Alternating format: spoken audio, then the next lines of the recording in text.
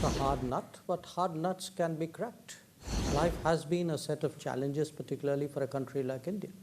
One of the developments this time, in fact, has been a very explicit recognition by President Biden.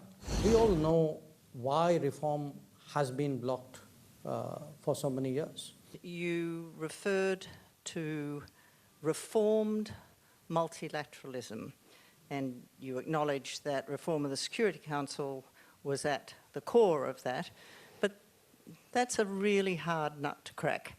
How, in fact, do you think India can advance its purposeful agenda for reformed multilateralism? And I ask you this against the background of your strong commitment to diplomacy and paying more attention to diplomacy, but also as a former ambassador to the UN and committed multilateralist.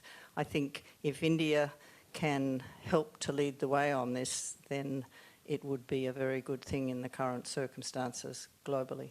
Mm-hmm. Well, I agree with you that it's a hard nut, but hard nuts can be cracked.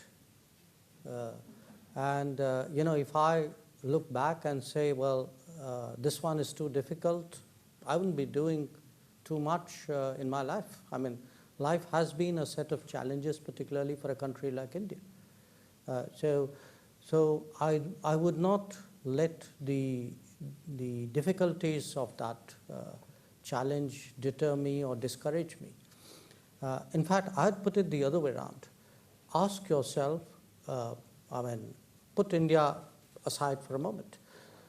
Look, there are whole continents today which actually feel that the Security Council processes do not take into account their interests. I mean, I spoke earlier about Ukraine and a sense in the global south that their problems of food and fuel and fertilizer are being just brushed aside. And frankly, if you go to a UN General Assembly and talk to countries, there are countries in Africa and Latin America and the small island states, quite apart from Asia and India, who feel very, very strongly that this is not their UN in a way. And I think that's hugely damaging to the UN. So one of the developments this time, in fact, has been a very explicit recognition by President Biden of the need to actually reform the UN, which is not a small development. But we need to because we all know why reform has been blocked for so many years. So I think it's important to keep up the pressure. There is global sentiment out there. We completely understand. I mean, this is not something which is going to be done easily and necessarily speedily.